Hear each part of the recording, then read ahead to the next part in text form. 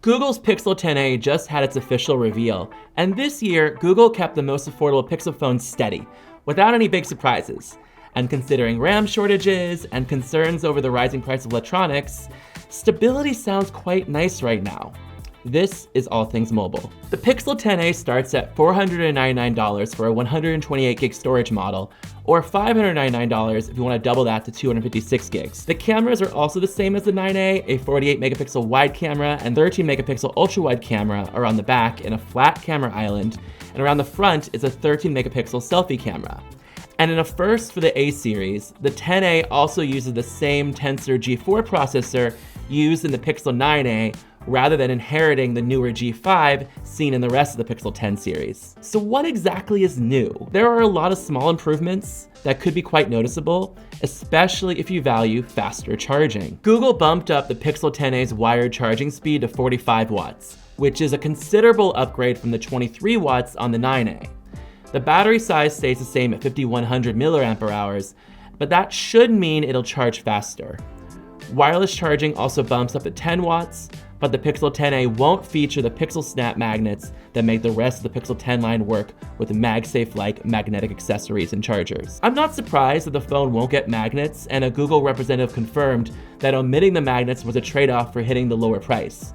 I am surprised that Google won't be selling any of its own cases at launch that include magnets as an alternative, but hopefully you can find them from third parties. While the Pixel 10a won't support Pixel Snap on its own, Google did confirm the Pixel 10a's Quick Share feature will work with Apple's AirDrop like it does on the rest of the Pixel 10 line, so you can share photos and files using the Pixel 10a just like you can between iPhones. The Pixel 10a's 6.3-inch display is brighter with a 3000 nit peak brightness. It'll be more durable with Corning Gorilla Glass 7i, and inside the phone, it will include satellite SOS and support for Bluetooth 6.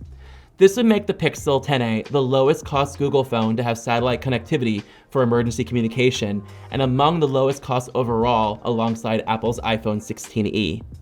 And on the software side, the Pixel 10a has camera features like the AI-powered Camera Coach, which helps you take better photos by giving you instructions analyzing the scenes. There's also Auto Best Take, which aims to find a moment in a group shot where no one is blinking, or quickly edit one together if there was never a moment that someone wasn't blinking. The Pixel 10a will also get 7 years of software and security updates, so it should be rocking whatever version of Android we're up to in 2033. The Pixel 10a goes on sale March 5th in 4 colors: lavender, berry, obsidian, and fog.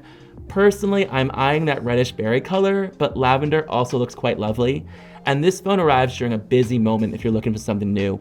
Samsung's Galaxy S26 line is expected to drop very soon, and if you're looking at the high end, you should probably wait up for that. And Apple could be releasing an iPhone 17e as a lower cost iPhone that this Pixel would go up against, according to rumors. And Mobile World Congress is just around the corner, and that show will likely feature a number of new phones and concepts to pick from that we'll see land in stores throughout the year. But for now, what do you think of the Pixel 10a? Does it include just enough features for you? Do you wish it had magnets? Do you like the colors? Let us know in the comments. Until then, I'm Mike Sorrentino, and I'm gonna go find some berries to eat. See you next time.